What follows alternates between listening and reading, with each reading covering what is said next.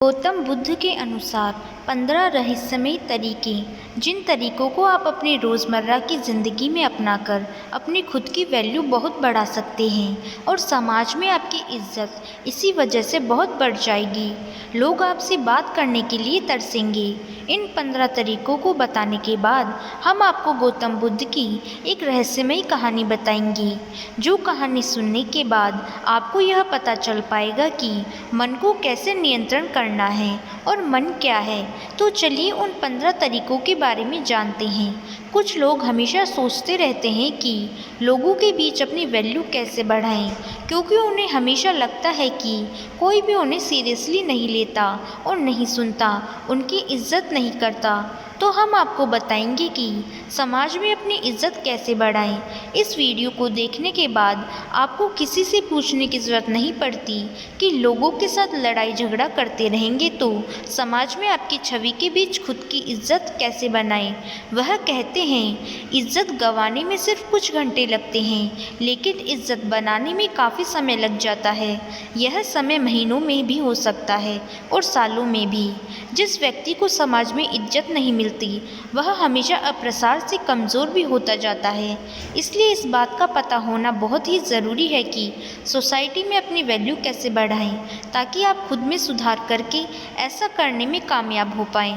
कुछ लोग वैसे तो अच्छे खासे होते हैं, लेकिन उन्हें अपने खुद के महत्व का पता ही नहीं होता। अगर वह खुद में थोड़ा सा सुधार कर ले तो उनकी वैल्यू काफ़ी हद तक बढ़ सकती है, लेकिन वह कुछ ज़रूरी बातों को इग्नोर करते हैं, जिस वजह से उनको इतना मान सम्मान नहीं मिल पाता। यहाँ हम आपको बताएंगे कि स्वयं की वैल्यू कैसे बढ़ाएं। उन्हें अपनाकर एक ऐसा आदमी भी अपनी खास इज्जत बना सकता है जिसमें फ़िलहाल कोई भी खूबी ना हो।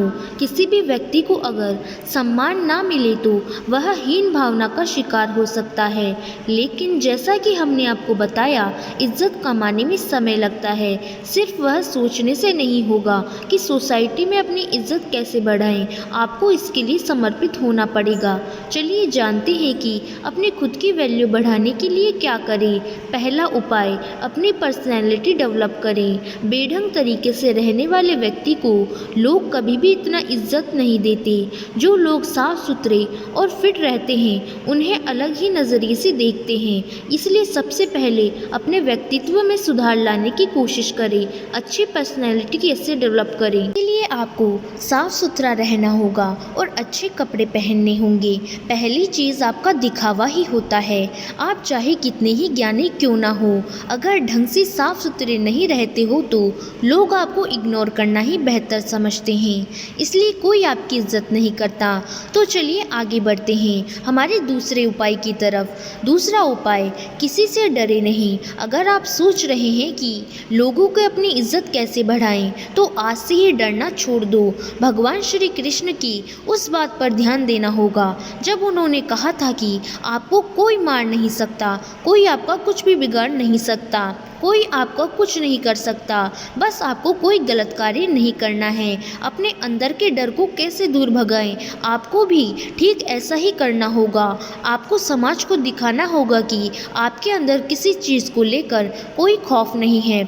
आप सत्य और न्याय के लिए हमेशा सच बोलने को तैयार हो। खुद पर मजबूत दिखाओ और अपने आप को ज़्यादा सम्मान दिला पाओगे। निडर लोगों को लोग खुद सम्मान करते हैं। तो चलिए बढ़ते हैं हमारे तीसरे उपाय की तरफ। तीसरा उपाय, हर समय उपलब्ध रहना छोड़ दीजिए।